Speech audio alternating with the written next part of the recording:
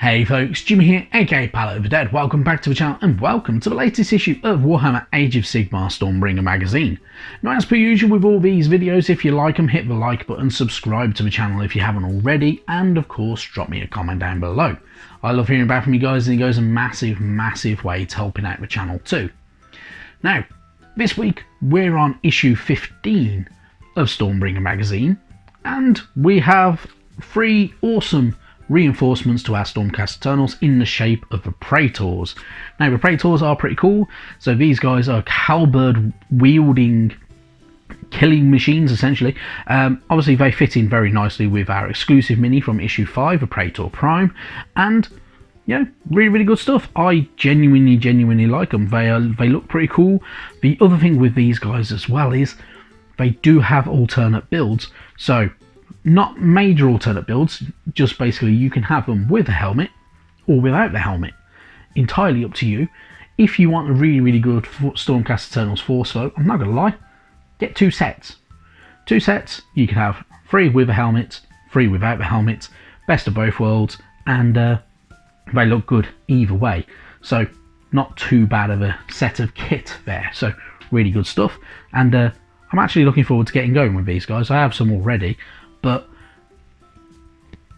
I want some more because they look cool, so why not? So happy days. Anyway, into this week's issue. First off, we are greeted by more parts of the Grand Alliance of Order in the shape of the cities of Sigmar. The cities of Sigmar are rare bulwarks of hope in the mortal realms. Where the Stormcast Eternals surge forth to conquer, the cities of Sigmar hold the lands retaken from chaos and transform into thriving metropolises. Each city is fiercely guarded by the humans, Dwarden and elves who dwell there. So, with the cities of Sigmar, in part of the Stormbringer Crusades, they are kind of pushed out from the cities of Sigmar and to retake little settlements and build new settlements, and occasionally new cities may appear there. Each city is a bastion of hope because they are held by the forces of order, and they are genuinely protected by humans, Dwarden, elves, Stormcast Eternals. Any other faction from within the forces of order can help kind of unite the city and lead the city to and kind of protect it as well. So really good. Get a few information bits about different other cities. So you get Hallowheart.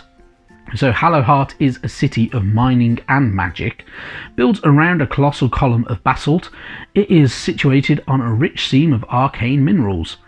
This is the source of the city's colossal wealth, as well as the bizarre and varied magical abilities possessed by those who live there. Then we have Hammerhall. So Hammerhall is the largest city in the mortal realms. It is a city of 2 halves, joined by a realm gate. Hammerhall Akshi in the realm of fire is a place of endless industry, while Hammerhall Gyron is in the realm of life, keeps the city's colossal population fed. So Hammerhall obviously being the big one there. And then we also have Misthaven as well. So Misthaven is a city made up of scores of ships moored on the shrouded sea of the realm of shadow. It is a dangerous place of criminality and cunning. While many doubt the trustworthiness of Misthaven and its people, none doubt the effectiveness of its warriors. So 3 major cities from within the cities of Sigmar. Hallowheart being a very kind of bastion for magical abilities, so a majority of people from there are magically intuned. You have Hammerhall, so obviously spread across 2 different sections and 2 different realms, so the realm of fire in Akshi and Gyron, the realm of life. So there is 2 aspects to the city. It's very industrial, but also very kind of focused on farming and growth and population and stuff like that. Both play very integral parts. And then we have Misthaven, which there's not a lot of stories so far about Misthaven, in all honesty, I've read personally. So Misthaven in the realm of shadow, a shadowy realm, so very full of criminals and cunningness, and strong warriors that are quite skilled with a blade, I would imagine, but really cool stuff. And yeah, pretty good. It's not too bad. It's pretty good information. And then we move on. We have our build guide this week. So Praetor build guide. it mentions here about the alternate heads. It's up to you if you want to go with the helmetless heads or the helmet heads.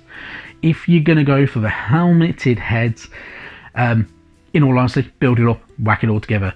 If you're going to go for helmetless heads, personally, I paint up the heads separate from the body. So generally, I'll have the head painted in advance and then put it onto the mini when I'm putting it all together. Some parts you can paint up in advance, so if you wanted to, you can paint up things like the breastplate and the backplate and stuff like that.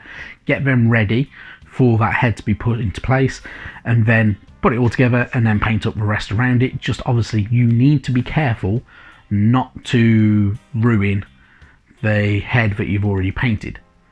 If you feel brave, you can of course obviously put it all together and see where it takes you. However, I don't feel like I can get much detail, especially on the Stormcast Eternals, because of that kind of high budget that holds up around the armour and stuff like that. It doesn't feel like you can get in there very easily, so I genuinely don't do it, because it's just more of a pain in the backside more than anything.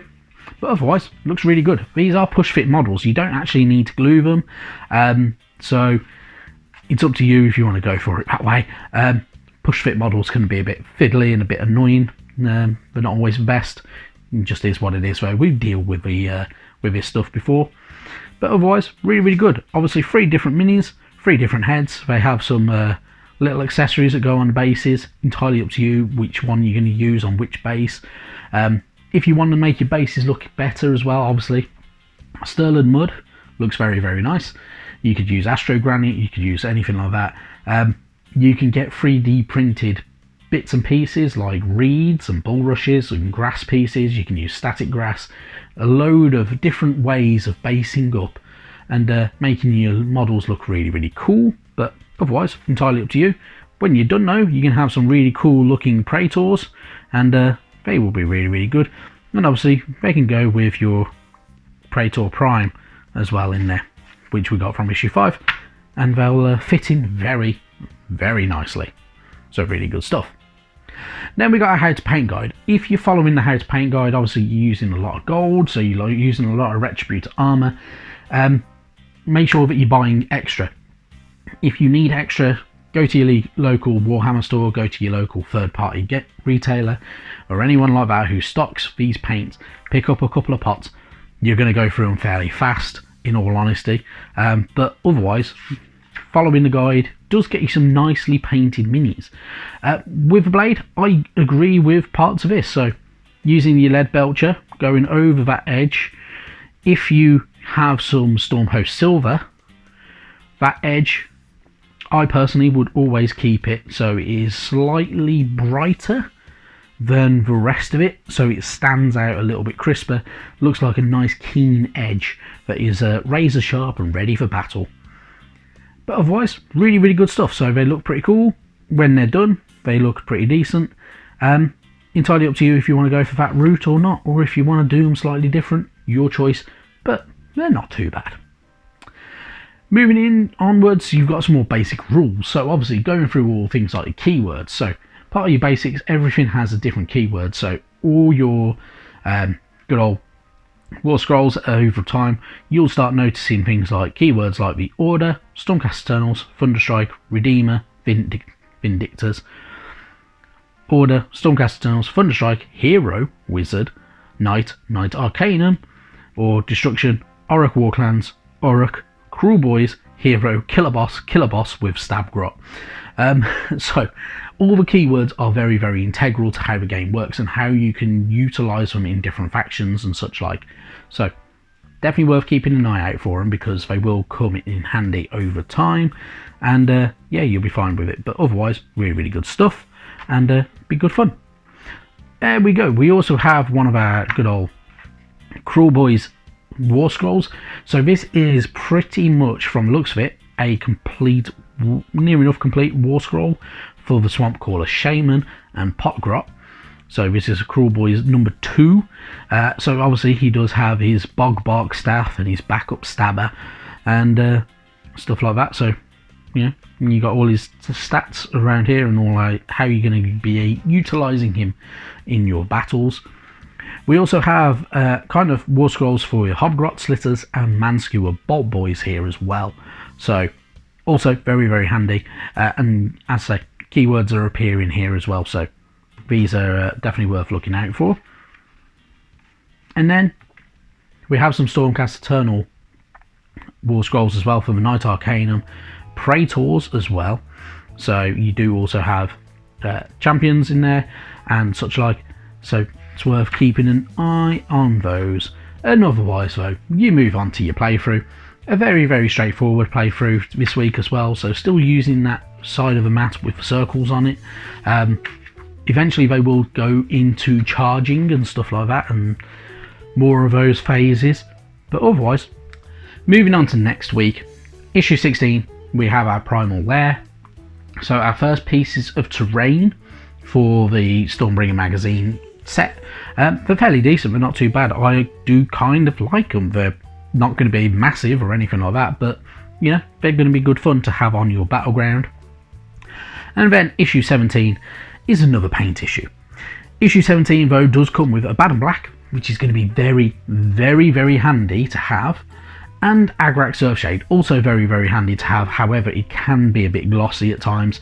I've got a part of it and it's ultra glossy.